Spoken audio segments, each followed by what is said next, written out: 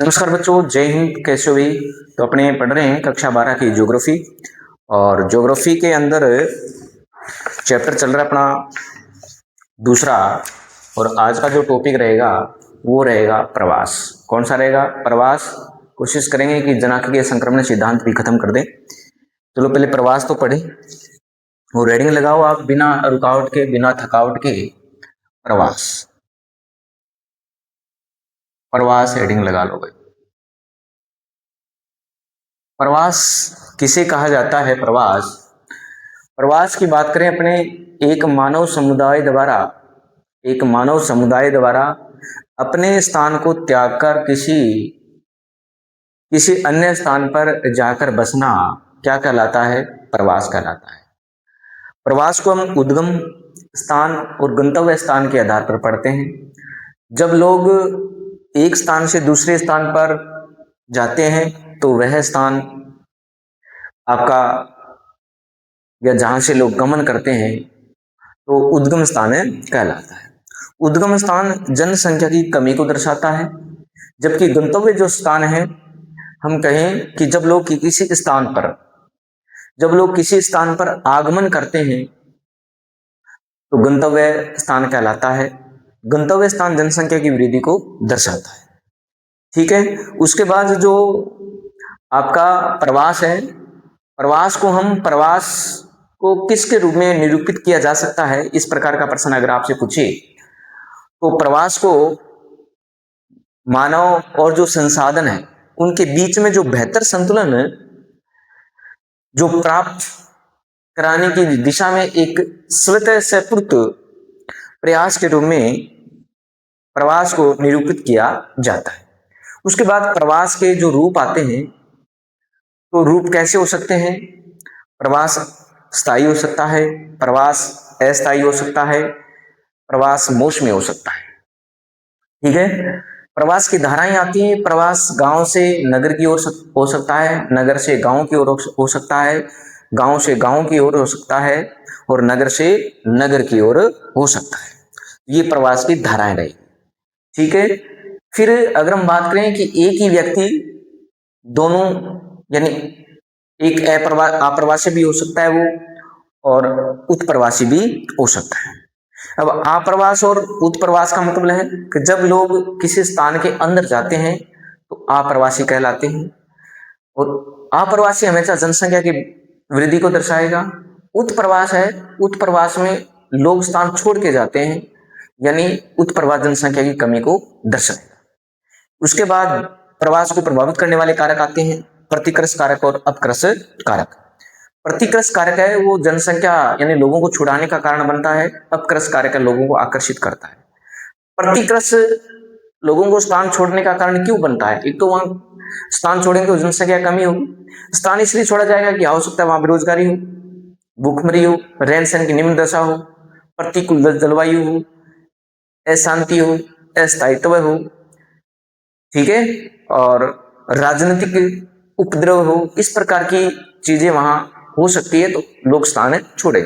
अपकृष्ट जो प्रवास है कारक है वो लोगों को आकर्षित करेगा, जनसंख्या की बढ़ोतरी उसमें होगी, क्योंकि वहां रोजगार मिलेगा, रहन सहन की अच्छी दशाएं होगी, शांति स्थायित्व होगी, सुरक्षा होगी, राजनीतिक उपद्रव नहीं होगा, अनुकूल जलवायु वहां मिलेगी। तो इस प्रकार की चीजें वहां होगी तो लोग ज्यादा आकर्षित होंगे। ठीक है। तो हम पहले प्रवास की परिभाषा पढ़ेंगे। मैंने मोटी मोटी प्रवास के बारे में आपको समझा दिया है। ठीक है। अगर बात अच्छी लग रही है तो वीडियो को लाइक और शेयर कर दो जैसा आगे सी, और अपने दोस्तों को भेज दो। हाँ, इतना जरूर विश्वास दिला सकता हूँ, जितना मैं करवा रहा हूँ उसमें से ही आपका पेपर 100 का 100 आ जाएगा, अगर अच्छी तरह से ईमानदार से पढ़ोगे तो। अगर कहीं मुंह मारना है, कहीं 2 मिनट यहाँ देख लिया, 3 मिनट किसी और वीडियो देख लिया, कहीं और देख लिया, ईमानदारी से एक जगह पढ़ो, चाहे कहीं पढ़ो, यहाँ जरूर नहीं किसी और जगह भी पढ़ रहे हो तो ईमानदारी से पढ़ो। प्रवास देखो किसे कहें? एक मानव समुदाय, एक मानव समुदाय, एक मानव समुदाय द्वारा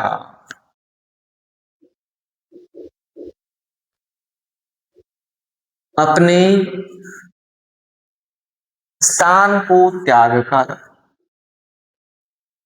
अपने स्थान को त्याग कर लिख सकते हो या छोड़ के लिख सकते हो। त्याग कर किसी अन्य स्थान, किसी अन्य स्थान, किसी अन्य स्थान पर जाकर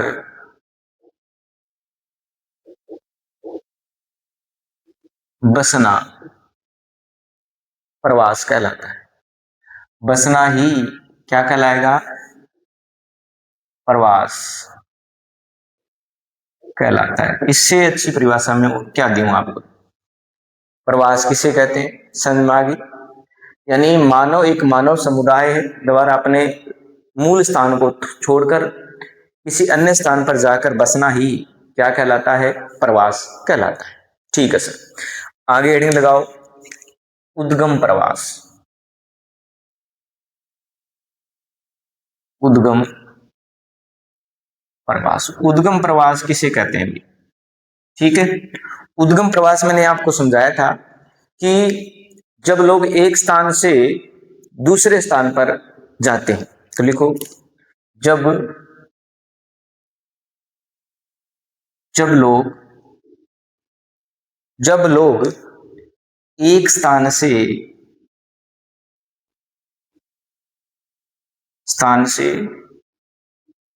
दूसरे स्थान पर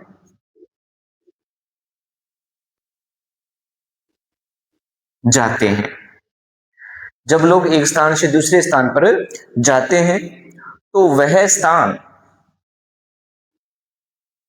तो वह स्थान जहां से लोग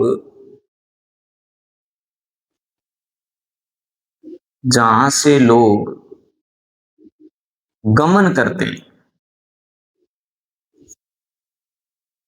जहां से लोग गमन करते हैं, क्या कहलाएगा भाई? उद्गम स्थान कहलाता है। करते हैं उद्गम,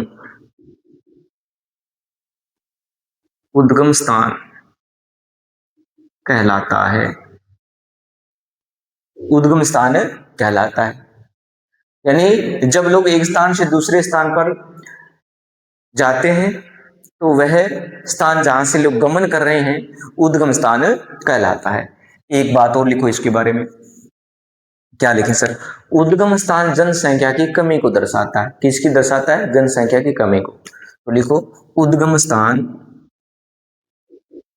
उद्गम स्थान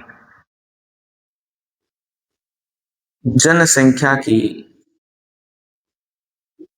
कमी को दर्शाता है। याद रह जाएगा, आपसे पूछे कि निम्न में से जनसंख्या कमी को दर्शाने वाला प्रवास का प्रकार कौन सा है? ठीक है, तो आपका उत्तर क्या रहेगा भाई? उद्गम। आपका उत्तर रहेगा उद्गम स्थान। ठीक है, इसी प्रकार देखो आप, अब आएगा गंतव्य स्थान। गंतव्य स्थान, गंतव्य स्थान किसे कहते हैं? गंतव्य स्थान जब लोग जिस स्थान जब लोग जब लोग जिस स्थान में जिस स्थान में आगमन करते हैं, आगमन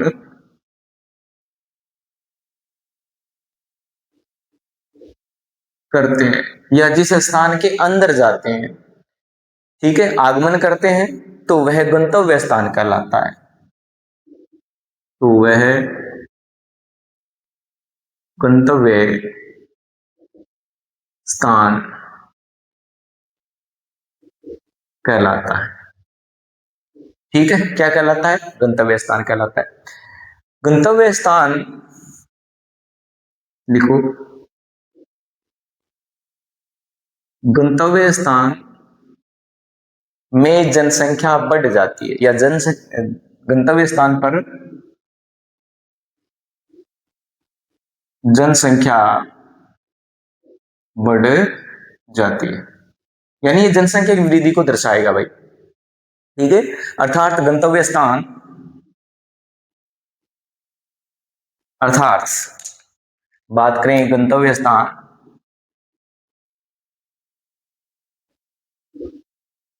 जनसंख्या की वृद्धि को दर्शाता है, वो दर्शाता है। ये लो जी, ठीक है, समझ में आ गया गंतव्य स्थान क्या है। यानी जब लोग जिस स्थान में आगमन करते हैं तो वह स्थान गंतव्य स्थान कहलाता है, और गंतव्य स्थान जनसंख्या की वृद्धि को दर्शाएगा। इसका मतलब यहाँ जनसंख्या बढ़ेगी। ठीक है, एक प्रश्न लिखो। प्रश्न है, प्रवास को किस रूप में निरूपित किया जा सकता है? प्रवास को किस रूप में निरूपित निरूपित किया जा सकता है? ये प्रश्न है भाई, अच्छा प्रश्न है कि प्रवास को किस रूप में निरूपित किया जा सकता है। तो अपने कह सकते हैं कि प्रवास को किस रूप में निरूपित करेंगे, तो लिखिए, प्रवास को मनुष्य और प्रवास को मनुष्य और संसाधन, मनुष्य और संसाधन के बीच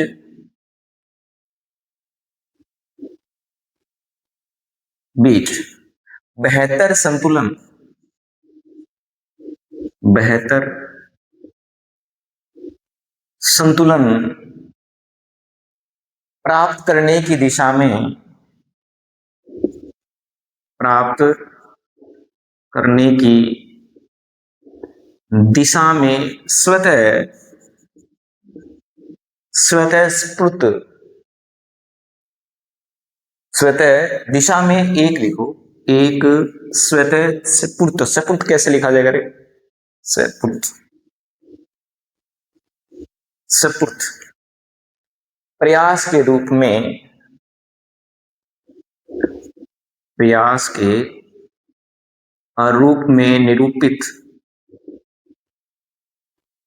किया जा सकता है, किया जा सकता है। ये ये आ गया आपका प्रश्न का उत्तर।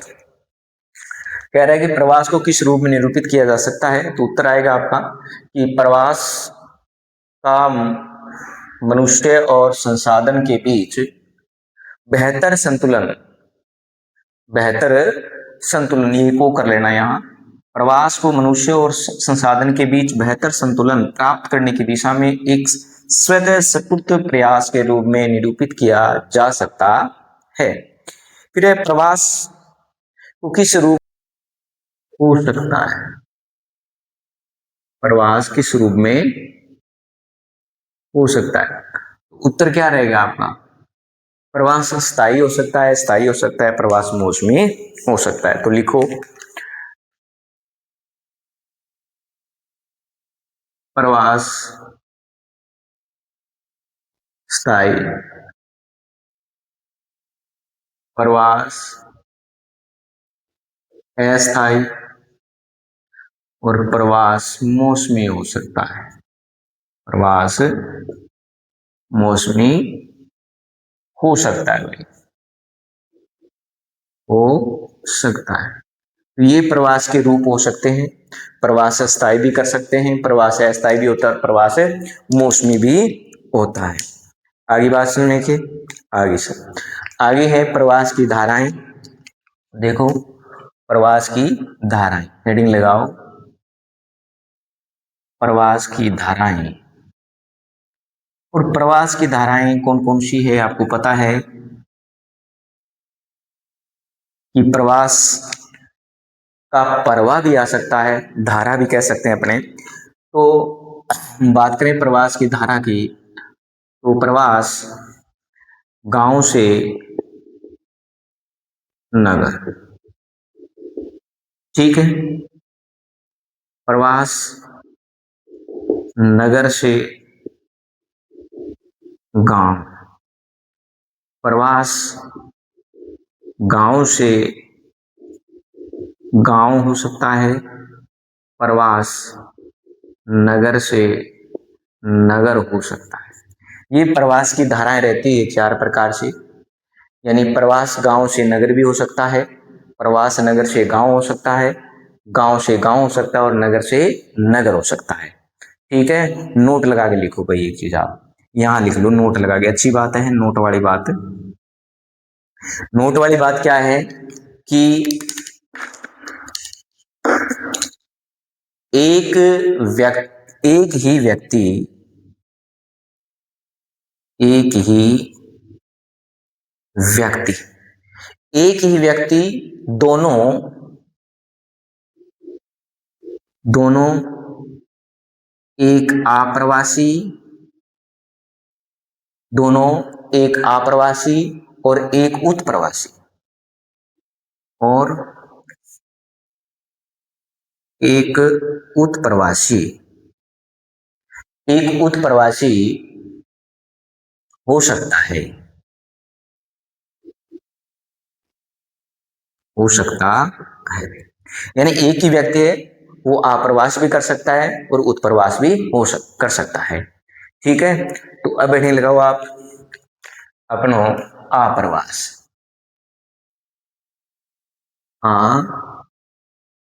प्रवास आज मैं आपको प्रवास करा दूंगा। जनांगीय संक्रमण सिद्धांत एक उसकी क्लास अलग से ले आएंगे, छोटी क्लास होगी, छोटी ये रही, 30 मिनट की हो जाएगी, 30 मिनट की हो जाएगी। ठीक है, आप्रवास आप्रवास किसे कहते हैं भाई? देखो, प्रवासी जो प्रवासी जो किसी प्रवासी जो किसी नए स्थान पर जाते हैं, किसी नए स्थान पर जाते हैं, प्रवासी जो किसी नए स्थान पर जाते हैं आप्रवासी कहलाते हैं। आप्रवासी कहलाते हैं। एक बात और है इसकी विशेष क्या है कि यह जनसंख्या वृद्धि को दर्शाता है। किसको दर्शाता है? जनसंख्या वृद्धि को दर्शाता है। उसी प्रकार लिखो तुम उत्प्रवास। उत्प्रवास उत्प्रवास की बात करूं मैं कि प्रवासी जो एक स्थान से बाहर जाते हैं, प्रवासी जो एक स्थान से बाहर जाते हैं उत्प्रवासी कहलाते हैं।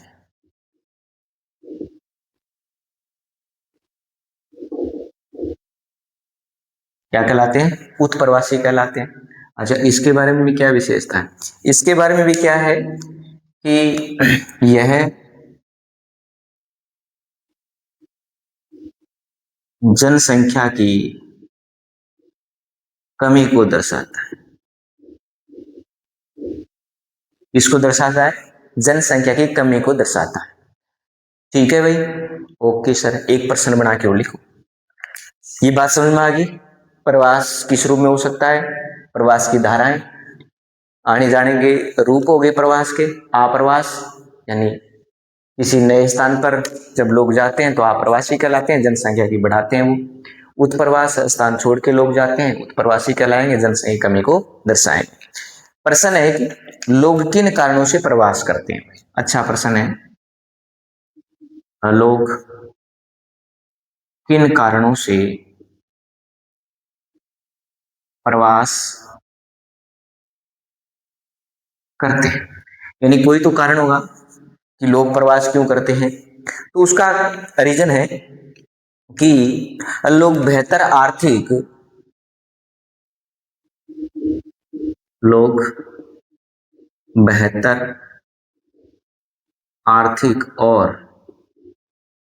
और सामाजिक जीवन के लिए प्रवास करते हैं। और सामाजिक जीवन के लिए प्रवास करते हैं। अच्छा प्रश्न है कि लोग किन कारणों से प्रवास करते हैं। तो लोग बेहतर जीवन जिए, आर्थिक स्थिति उनकी अच्छी हो, समाज अच्छा हो, तो इसके लिए वो क्या करते हैं, प्रवास करते हैं। अब है प्रवास को प्रभावित करने वाले कारक, दो पढ़ेंगे, प्रतिकर्ष और अपकर्ष कारक। इसका स्क्रीनशॉट ले लो आप अच्छा सा, उसके बाद नेक्स्ट बिंदु पे चलते हैं।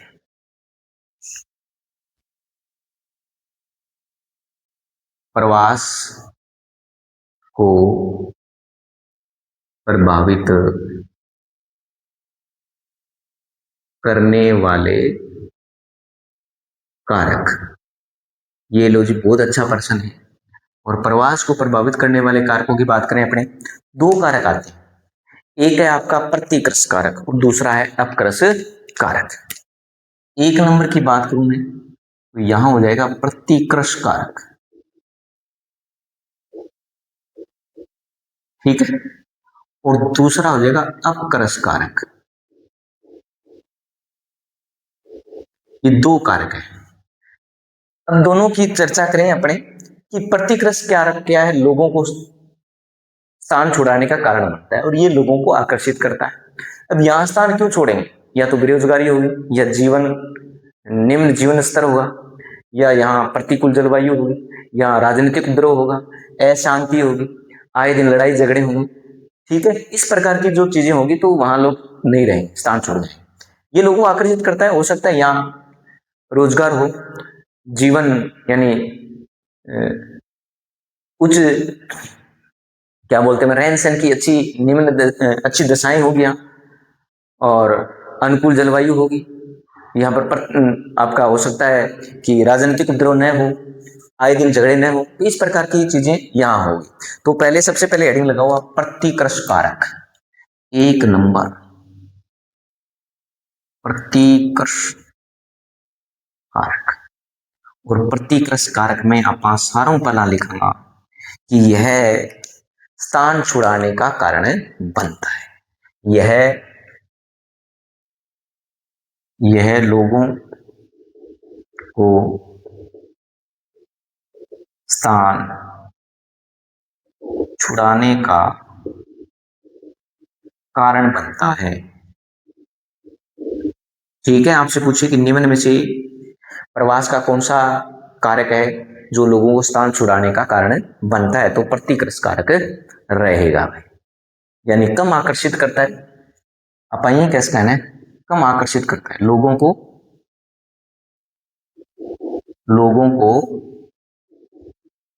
कम आकर्षित करता है। बस यहां लिख दो, लोगों को कम आकर्षित करता है, ठीक है। अच्छा ठीक है सर, फिर यह लोगों को स्थान छुड़ाने का कारण बनता है, ये तो लिख दिया।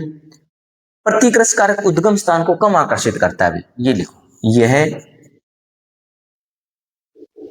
उद्गम स्थान को कम आकर्षित करता है,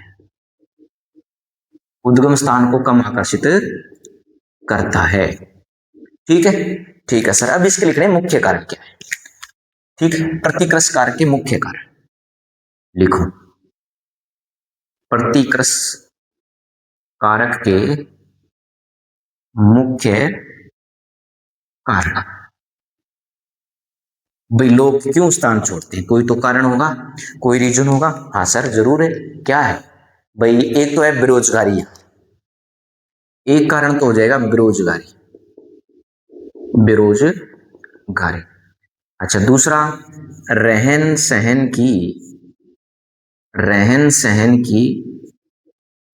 निम्न दशाएं। अच्छा, और राजनीतिक उपद्रव,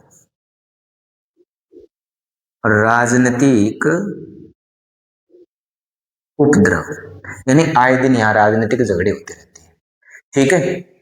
तीसरा क्या है, प्रतिकूल जलवायु, यहाँ की जलवायु मनुष्य के अनुकूल नहीं है भैया, यहाँ की जलवायु क्या नहीं है, मनुष्य के अनुकूल, प्रतिकूल जलवायु, यानी यहाँ की जलवायु है मनुष्य के अनुकूल नहीं है, इसलिए लोग स्थान छोड़ते हैं। 4 नंबर है, 5 नंबर सॉरी, प्राकृतिक विपदाएं, यानी आपदाएं आती रहती, कभी भूकंप आ जाता है, कभी बाढ़ आ जाती है, कभी महामारी आ जाती है, इस प्रकार की प्राकृतिक घटनाएं होती रहती है वहां। ठीक है, प्राकृतिक विपदाएं आ गई। 6 नंबर आ गई महामारियां, महामारियां यानी कोरोना जैसी कोई महामारी आ जाती है भाई। और 7 नंबर है भाई सामाजिक आर्थिक पिछड़ा, यानी यहाँ आके यहाँ लिख देता हूँ मैं 7 नंबर, सामाजिक आर्थिक पिछड़ापन, पिछड़ापन, पिछड़ापन यानी यहाँ के लोग, यहाँ का जो समाज है वो पिछड़ा हुआ है, सीधी सी बात है, आर्थिक रूप से पिछड़ा हुआ समाज है, तो ऐसे समाज में लोग कम रहेंगे। तो ये प्रतिकृष कारक के मुख्य कारण थे। अब आता है अपना अपकृष कारक, 2 नंबर आएगा अपकृष कारक।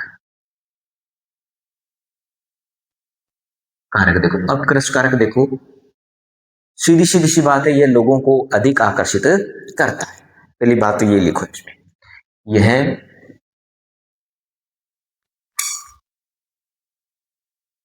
यह लोगों को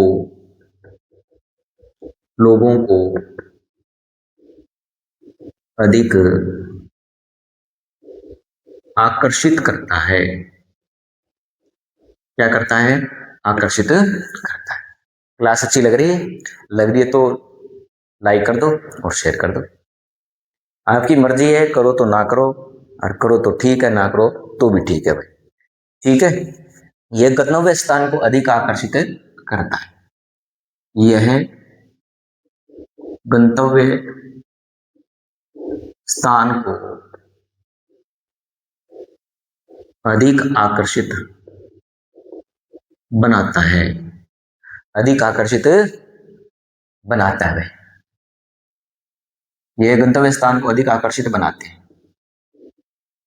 बनाता लिखना है, बनाता है या करता है की बात है, यानी गंतव्य स्थान को अधिक आकर्षित करेगा, और ये कम आकर्षित कर रहा था, उद्गम स्थान को कम आकर्षित करता है। ठीक है, अच्छा इसके मुख्य कारण क्या है? अपकृष कारक के मुख्य कारण,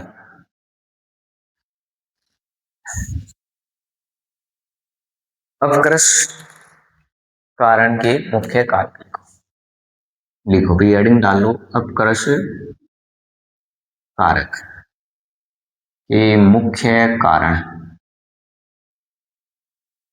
मुख्य कारण। देखो मुख्य कारण क्या है, यहाँ मुख्य कारण है, यहां आपको मिलेगा रोजगार, रोजगार, रोजगार के साधन उपलब्ध। ठीक है, दूसरा रहन सहन की उच्च दशाएं, उच्च दशाएं हो जाएगा। तीसरा अनुकूल जलवायु, अनुकूल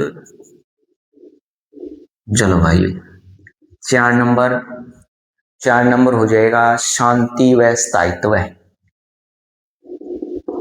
शांति व स्थायित्व।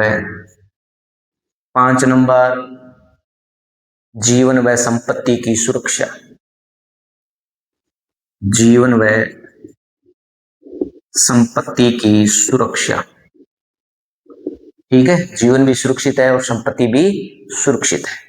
तो ये 5 कारण है। क्या है कि अपकृष के मुख्य कारण रोजगार के बेहतर साधन है, यहाँ रोजगार मिलेगा लोगों को, रहन सहन की उच्च दशाएं हैं, रहने की अच्छी दशाएं हैं, अनुकूल जलवायु है, शांति व स्थायित्व है, जीवन व संपत्ति की सुरक्षा है, और सामाजिक जो जीवन है वो आर्थिक रूप से सक्षम है, यानी यहाँ का सामाजिक और आर्थिक जीवन सक्षम है।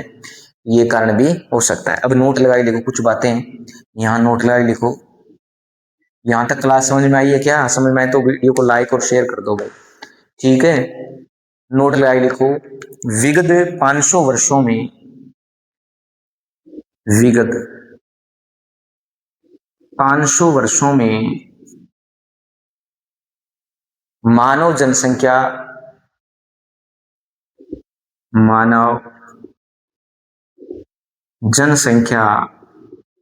10 गुना से अधिक बढ़ी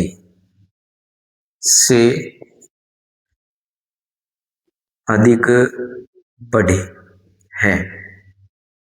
यानी पिछले 500 वर्ष देखें तो मानव जनसंख्या है वो 10 गुना से अधिक बढ़ी है भाई, विश्व की है। ठीक है, ये पूछ सकता है, खालिस्तान में आ सकता है, ऑप्शनल में आ सकता है। फिर 20वीं शताब्दी में जनसंख्या 4 गुना बढ़ी भाई। 20वीं शताब्दी में जनसंख्या 4 गुना बढ़ी। कितनी गुना? 4 गुना बढ़ी। 4 गुना बढ़ी भाई 20वीं शताब्दी के अंदर। एक बात और लिखो, यहां लिख देता हूं, प्रति वर्ष लगभग 8 करोड़ लोग, प्रति वर्ष लगभग 8 करोड़ लोग पहले की जनसंख्या में जुड़ जाते हैं। पहले की जनसंख्या में जुड़ जाते हैं।